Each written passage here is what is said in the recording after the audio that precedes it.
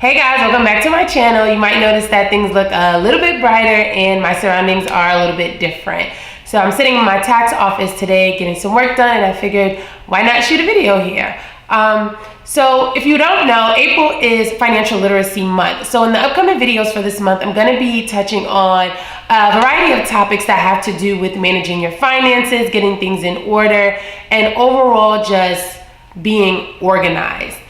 Recently, I put up a post on my blog, which is yourlifeandfinance.com, on financial spring cleaning. I suggest you guys check that out because it is step-by-step, so to speak, on how to get your finances in check for this new season. Just taking an inventory, pulling your credit report, looking at your credit score, and just figuring out where you stand financially now that the new season is here. People tend to get excited about spring. So why not get excited about your finances, right? It's your money. It determines how you spend, what you can buy, where you can travel to. So I would think that you would want to, know what's going on with that, right?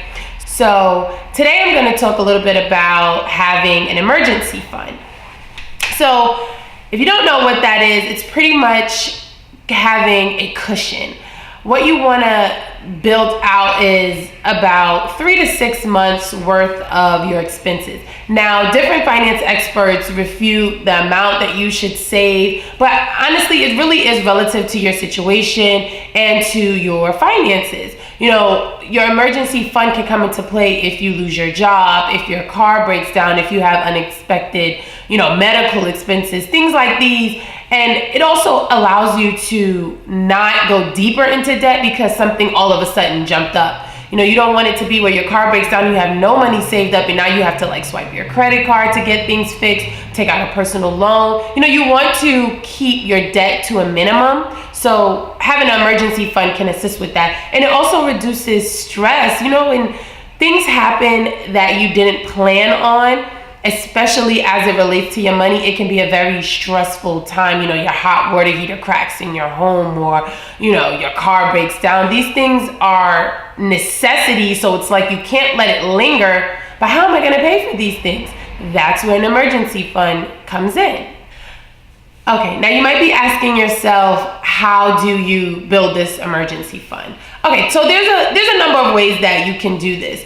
One of the ways to aggressively or accelerate your emergency fund could be if you are receiving a lump sum payment. So that could come from, let's say, your tax return, or if you're receiving a bonus from your job. These things can go directly to your emergency savings fund, and there you go, you have a lump sum already.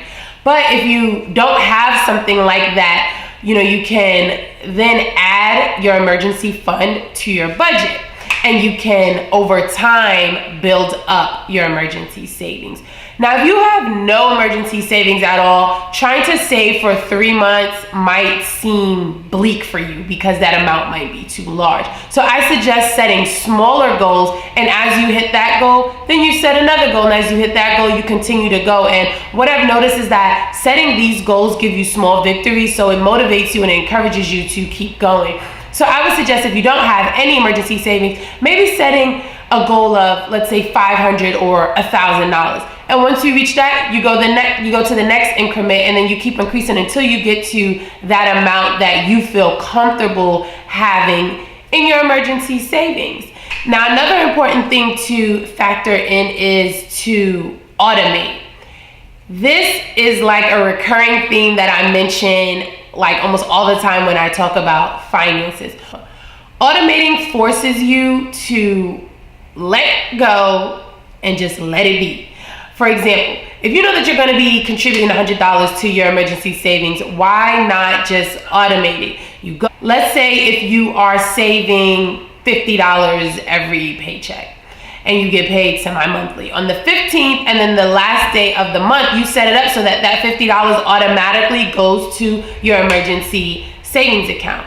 Another tip is to have your emergency savings account somewhere separate from your normal checking account. So for example, if you bank with Bank of America, right? And that's where your funds come in and out of. That's usually the debit card that you have that you swipe all the time for whatever, purchases, paying your bills. Then you might not want to have your emergency savings held there because it becomes too easily accessible, if you get what I mean. I know when I first got out of college and I was making this money that I just didn't know what to do with, when I opened up my savings account, which was attached to my checking, I dipped in it all the time. So I was not saving. It wasn't until I opened up a separate account and I didn't get a card, I just linked it to my checking, that I saw that my savings account continued to build. And once you get to a certain point and you see that number and you see that comma, it's like, I don't want to touch that money. I like the way it looks there. I want it to keep growing. So you're less likely to then dip in and out of it.